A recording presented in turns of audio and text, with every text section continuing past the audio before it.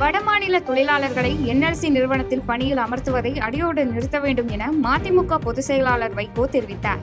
கடலூர் மாவட்டம் நெய்வேலி மத்திய பேருந்து நிலையம் அருகே உள்ள திடலில் மதிமுக பொதுக்கூட்டம் நடைபெற்றது.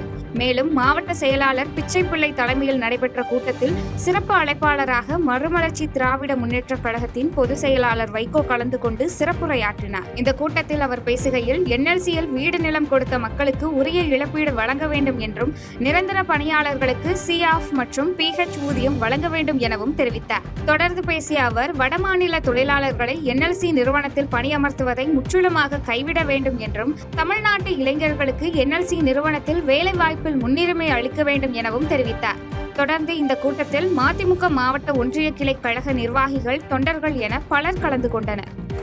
நிரந்தர தொழிலாளர்களுக்கு COF மற்றும் PH ஊதியம் வழங்க வேண்டும். வீடு நிலம் கொடுத்த மக்களுக்கு நிரந்தர பணி அளிக்க வேண்டும். வடமாநில தொழிலாளர்கள் பொறியாளர்களை பணியில் இங்கே கொண்டு வந்து சேர்ப்பதை நியமிப்பதை அடியோடு நிறுத்த வேண்டும். தமிழ்நாட்டு இளைஞர்களுக்கு முன்னுரிமை அளிக்கப்பட வேண்டும். பாஜக மோடி அரசு அம்பானி மற்றும் அதானி ஆகியோருக்கு மட்டுமே தேவையான வசதிகளை செய்து கொடுக்கின்றன என விவசாய சங்க அகில இந்திய பொதுச் செயலாளர் விஜு கிருஷ்ணன் தெரிவித்தார். திண்டுக்கல்லில் தமிழ்நாட்டு விவசாயிகள் சங்கம் மற்றும் அகில இந்திய விவசாய தொழிலாளர்கள் சங்கம் சார்பில் மாநில மாநாடு நடைபெற்றது. இதைத் தொடர்ந்து செய்தியாளர்களை சந்தித்த விவசாய சங்க அகில இந்திய பொதுச் செயலாளர் விஜு கிருஷ்ணன், தமிழ்நாட்டில் 70 லட்சம் ஏக்கர் அரசு புறம்போக்கு தரிசு நிலங்கள் உள்ளது என்றும், இதனை விவசாய தொழிலாளர்கள் மற்றும் விவசாயிகளுக்கு வழங்கிட வேண்டும் எனவும் தெரிவித்தார். மேலும் பேசிய அவர், மாநிலம் முழுவதும் குடிமனை மற்றும் குடிமனை பட்டா இல்லாதவர்கள் எண்ணிக்கை சுமார் 40 லட்சம் உள்ளது என்றும், அவர்களுக்கு பட்டா வழங்கிட நடவடிக்கை எடுக்க வேண்டும் எனவும் தெரிவித்தார். தொடர்ந்து பேசிய அவர், விவசாய நிலங்களை கையகப்படுத்தும் போது 2013ஆம் ஆண்டு நில ஆர்ஜித சட்டத்தின்படி விவசாயிகளுக்கு உயர்ந்த இழப்பீடு வழங்க வேண்டும் என்றும், பாஜக மோடி அரசு அம்பானி மற்றும் அதானி ஆகியோருக்கு மட்டுமே தேவையான வசதிகளை செய்து கொடுக்கின்றனர் எனவும் குற்றம் சாட்டினார். மேலும் அரசின் கான்கிரீட் வீடு கட்டும் திட்டத்திற்கு கூடுதல் நிதி ஒதுக்கீடு செய்திட வேண்டும் எனவும் தெரிவித்தார். காந்திய வழியில் போராடும் தூய்மை பணியாளர்களின் கோரிக்கைகளை அரசு நிறைவேற்றிட வேண்டும் என காங்கிரஸ் சட்டமன்ற குழு தலைவர் ராஜேஷ்குமார் தெரிவித்தார். கன்னியாகுமரி மாவட்டத்தில் மத்திய அரசு தேர்தல் ஆணையத்தை கண்டித்து மேற்கு மாவட்ட காங்கிரஸ் கட்சி சார்பில் தீப்பந்தம் ஏந்தி காங்கிரஸ் சட்டமன்ற குழு தலைவர் ராஜேஷ்குமார் தலைமையில் 500க்கும் மேற்பட்ட காங்கிரஸ் கட்சியினர் பங்கேற்ற ஊர்வலம் நடைபெற்றது. இதனைத் தொடர்ந்து செய்தியாளர்களை சந்தித்த காங்கிரஸ் சட்டமன்ற குழு தலைவர் ராஜேஷ்குமார், இந்த தீப்பந்த ஊர்வலம் மூலமாக மத்திய அரசு செய்த தவறுகளை மக்கள் மத்தியில் சுட்டிக்காட்டுவதாகவும், அடிப்படை கோரிக்கைகளை வைத்து காந்திய வழியில் போராடும் தூய்மை பணியாளர்களின் கோரிக்கைகளை தமிழக அரசு நிறைவேற்றிட வேண்டும் எனவும் தெரிவித்தார். தொடர்ந்து பேசிய அவர், அனுமதி கிடைக்காமல் தான் போராடினார்கள், அதற்காக அரசு நடவடிக்கை எடுத்திருக்கிறது எனவும், ஆனாலும் தொழிலாளர்கள் ஊதியம் உயர்த்தி வழங்க வேண்டும் என்பதே அனைவரின் கோரிக்கை எனவும் தெரிவித்தார். காந்திய வழியில் போராட்டத்தை நடத்தி கொண்டிருக்கின்றார்கள். அதை இன்றைக்கு கைது செய்திருக்கிறதாக அறிகிறேன். அவர்களுடைய போராட்டம் என்பது நீண்ட காலமாக அவர்கள் என்எம்ஆர் தொழிலாளர்களாக வேலை புரிகின்றார்கள். அவர்களை நிரந்தர பணியாளர்களாக மாற்ற வேண்டும். அதே போல் அவர்கள் வேலை செய்வதற்குரிய கூலியை வழங்க வேண்டும் என்று தமிழக அரசை நாங்கள் கேட்டுக்கொள்கிறோம். பெண்களுக்கு வீடு தேடி ரேஷன் பொருட்கள் வரும் என்று கூறிய உரை தலைவர் கேப்டன், அதை தற்போதுதான் தமிழக அரசு துவக்கி உள்ளது என தேமுதிக பொதுச் செயலாளர் பிரேமலதா விஜயகாந்த் தெரிவித்தார். நாமக்கல் மாவட்டம் ராசிபுரம் அடுத்த மெட்டாலா ஆஞ்சநேயர் கோயிலில் விஜயகாந்த் பிரேமலதா சுவாமி தரிசனம் செய்து அங்குள்ள பக்தர்களுக்கு அன்னதானம் வழங்கினார்.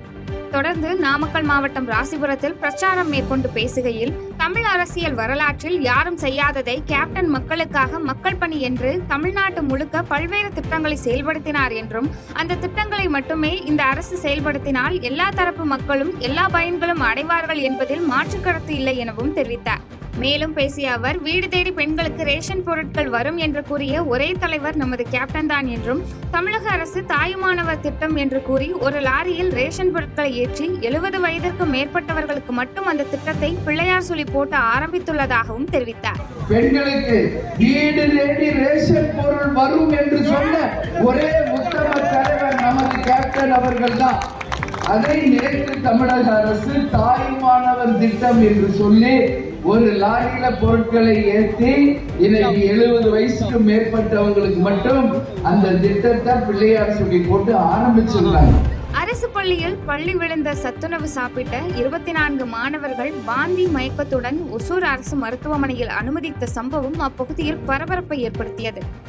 கிருஷ்ணகிரி மாவட்டம் ஒசூர் அருகே அரசு உயர்நிலைப் பள்ளியில் பள்ளி விழுந்த மதிய உணவை உட்கொண்ட 24 மாணவ மாணவியர் வாந்தி மயக்கம் ஏற்பட்டு ஒசூர் அரசு மருத்துவமனையில் அனுமதிக்கப்பட்டனர்.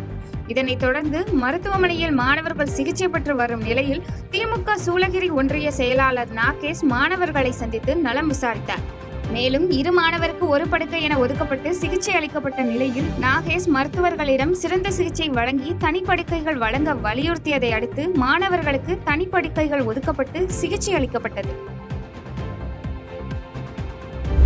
சுதந்திர தினத்தையொட்டி சென்னை கோட்டை கொத்தளத்தில் தேசிய கொடி ஏற்றி வைத்து முதலமைச்சர் மு க ஸ்டாலின் மரியாதை செலுத்தினார். நாட்டின் 79வது சுதந்திர தினம் இன்று கொண்டாடப்பட்டு வருகிறது. அந்த வகையில் முதலமைச்சர் ஸ்டாலின் கொத்தளத்தில் தேசிய கொடியை ஏற்றி மரியாதை செலுத்தினார். முன்னதாக போலீசாரின் அணிவகுப்பு மரியாதையை அவர் ஏற்றுக்கொண்டார். இந்த நிகழ்ச்சியில் அமைச்சர்கள் உள்ளிட்டோர் கலந்து கொண்டனர். தொடர்ந்து சுதந்திர தினத்தையொட்டி சிறப்பு விருதுகளை முதலமைச்சர் மு க ஸ்டாலின் வழங்கினார்.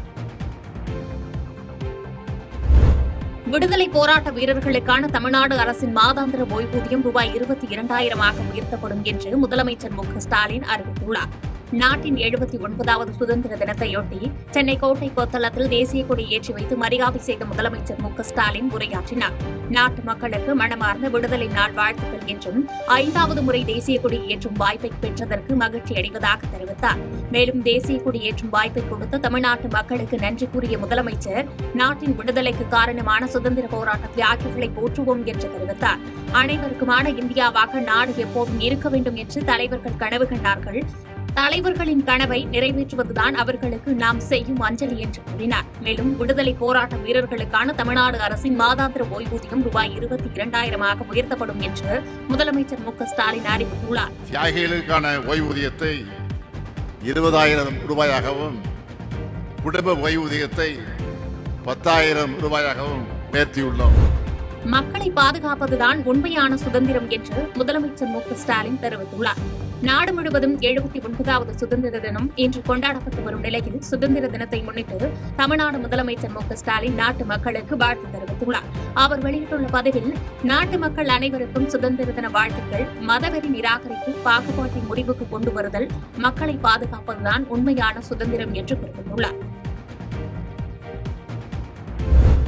நாட்டின் 79வது சுதந்திர நாளையொட்டி தமிழக எதிர்க்கட்சித் தலைவர் எடப்பாடி பழனிசாமி, தமிழக வெற்றிக் கழக தலைவர் விஜய் ஆகியோர் வாழ்த்து தெரிவித்துள்ளனர்.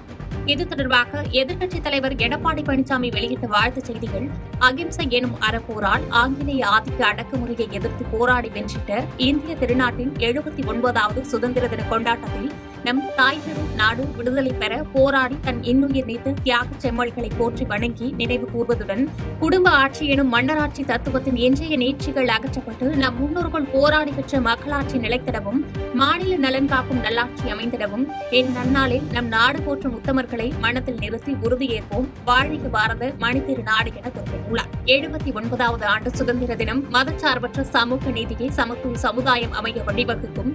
மதச்சார்பின்மை, சகோதரத்துவம், நல்லிணக்கம் நீடிக்க அனைவருக்கும் இனிய சுதந்திர தின நல்வாழ்த்துக்கள் என்று தமிழக வெற்றிக் கழக தலைவர் விஜய் வாழ்த்து தெரிவித்துள்ளார்.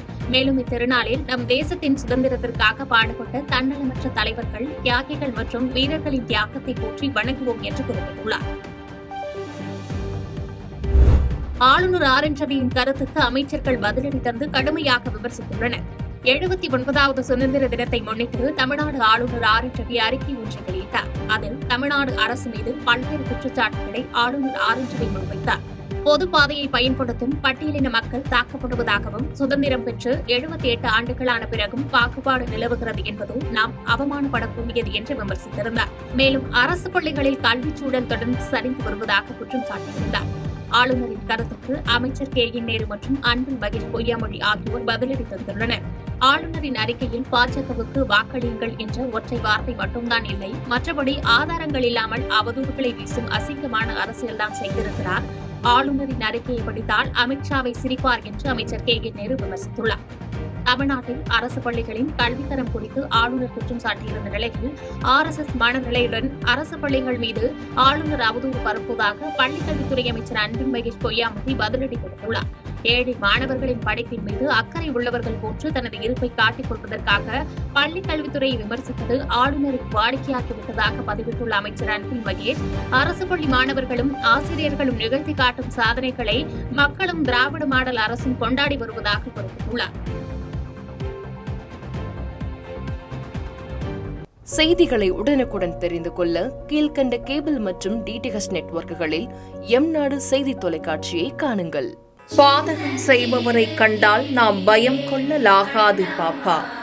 மோதி மிதித்து விடு பாப்பா, அவர் முகத்தில் உமிழ்ந்து விடு பாப்பா. அண்மை செய்திகளை உடனுக்குடன் தெரிந்து கொள்ள இணைந்திருங்கள் எம்நாடு தொலைக்காட்சியுடன்.